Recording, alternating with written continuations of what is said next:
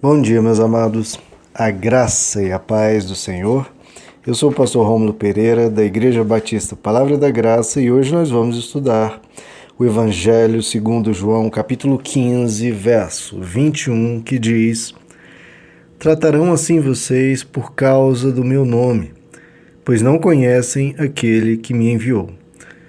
Bom, quer dizer que Jesus continua afirmando essa realidade, que às vezes ocorre, de aqueles que buscarem caminhar no caminho do bem possam ser perseguidos, como se estivessem fazendo algo mal. Olha que estranho, que você quer fazer o bem ao mundo, você quer ser luz do mundo, quer ser sal da terra, e apesar de só querer fazer o bem, algumas pessoas incomodadas com sua forma de viver podem vir a te perseguir.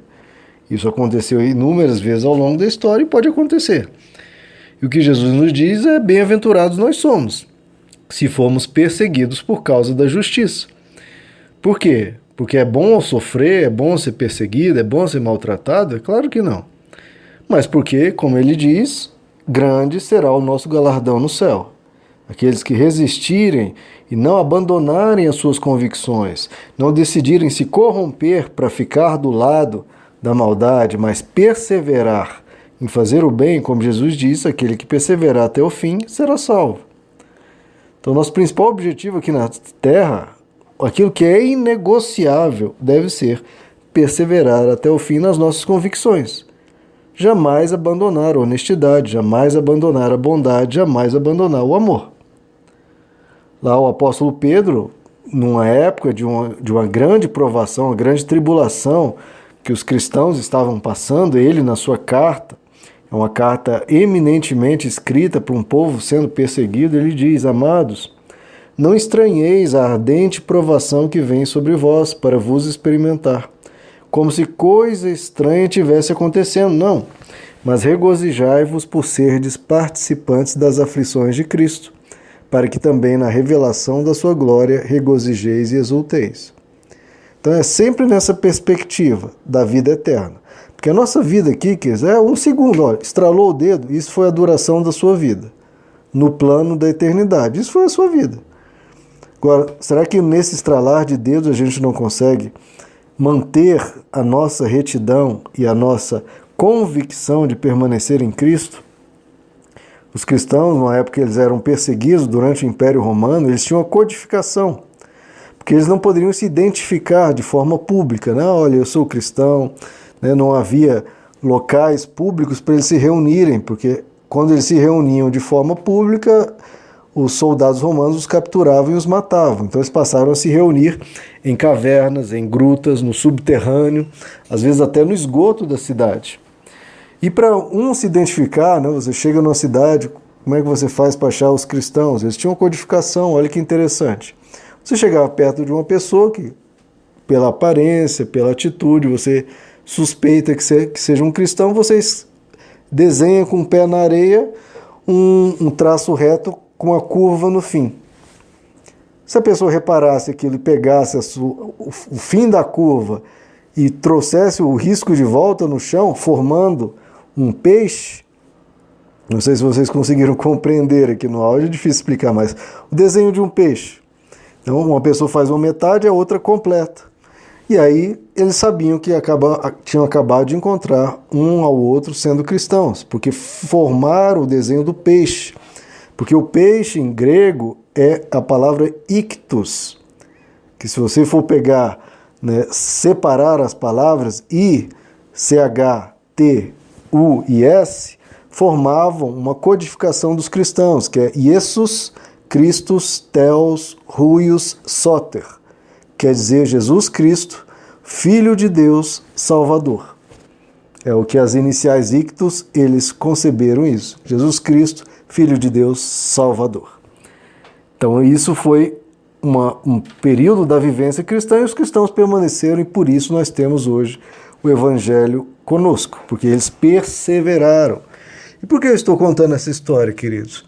Já que está um pouco distante da nossa realidade, pelo menos hoje, mas, queridos, é para enfatizar a pobreza, às vezes, da fé das pessoas. Porque hoje a pessoa bate um carro, né? Acontece um dissabor, a pessoa perde uma namorada, a pessoa, né, sofre um amigo, humilha, pronto, não, abandona a fé. Larga Jesus por causa de acontecimentos menores na vida. Pelo amor de Deus, queridos, a gente tem que ter um pouco mais de convicção, de hombridade, de levar a sério essa fé. Ou essa fé tem um valor eterno e infinito, ou então é bobeira, ou então é perda de tempo. O que essa fé é para você? É um detalhe na sua vida? É algo secundário, terciário? Ou é realmente a fé verdadeira do Evangelho? Que Jesus é Deus, Ele tem a vida eterna para nós e Ele é o caminho da vida. Você vai trocar o caminho da vida pelo quê? Ora, só resta morte. Fora da vida só tem morte. E o que vai te fazer compensar seguir o caminho da morte? Ah, não, o caminho da morte vale a pena se me derem isso e aquilo. Bom, o caminho da morte vai valer a pena em algum sentido possível? Claro que não. Então siga o caminho da vida, não interessa dissabores, não interessa contratempos, obstáculos, desafios, perseguições, etc. Não interessa. A sua fé tem que ser em Jesus Cristo e pronto. Agora, esses trechos que nós temos lido, falando de perseguição, a gente tem que ter um cuidado, porque algumas vezes, algumas pessoas são perseguidas, são tratadas de forma áspera, não é por causa do nome de Jesus, mas porque estão sendo pessoas desagradáveis. Porque tem muito cristão que é chato, que é intragável, é uma pessoa soberba, é uma pessoa incômoda, que está dando lição de moral sem ter sido chamado na conversa, quer se passar melhor que os outros, quer dar um sermão nas pessoas, lição de moral, quando ninguém está pedindo nada a ela. E esse tipo de pessoa é desagradável. E essa pessoa vai ser perseguida não é por causa do Evangelho de Jesus, é porque está sendo uma pessoa chata, uma pessoa incômoda, uma pessoa inconveniente. Então não seja assim. Depois não vem com a história, estou sendo perseguido porque eu sou um santo de Deus. Não, é porque você é chato mesmo. Então se tem um mínimo de bom senso. Converse com as pessoas, aconselhe, ajude, se tiver uma boa intenção e com toda humildade, com todo carinho. E principalmente se tiverem pedindo essa ajuda. Se não quiserem, como Jesus diz, você não lança a pérola aos porcos. Agora, o que nós temos visto aqui, Jesus, queridos, e eu tenho comentado com vocês, essa questão da perseguição. Essa perseguição, o ódio, o maltrato, a humilhação, só pode vir, eu insisto nisso, de lá para cá, nunca de cá para lá. Porque eu falo isso porque alguns cristãos, imbuídos da verdade eterna, começam a perseguir outros que têm práticas diferentes, muitas vezes práticas ruins, sim, mas os cristãos, por se acharem donos da verdade, querem perseguir os outros, desprezar os outros ou tratar mal os outros. Não, que nós estamos vendo aqui a questão da perseguição, e a perseguição, Jesus está dizendo, vem daqueles que têm um coração mau.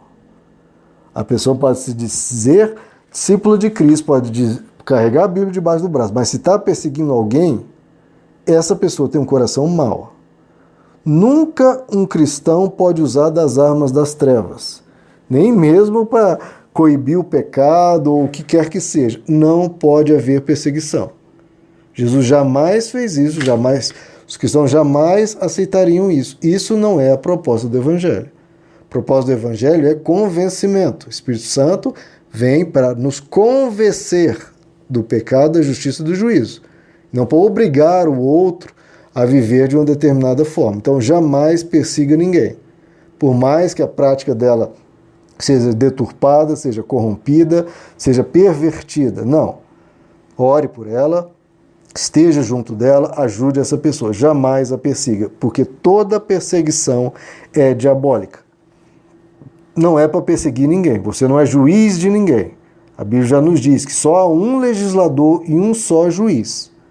Deixa essa pessoa com Deus. A sua parte é ajudar essa pessoa, orar por ela e, quando tiver oportunidade, quando tiver a abertura, falar uma palavra que possa colocá-la num caminho melhor. Amém, meus amados? Que Deus lhes abençoe. A graça e a paz do Senhor.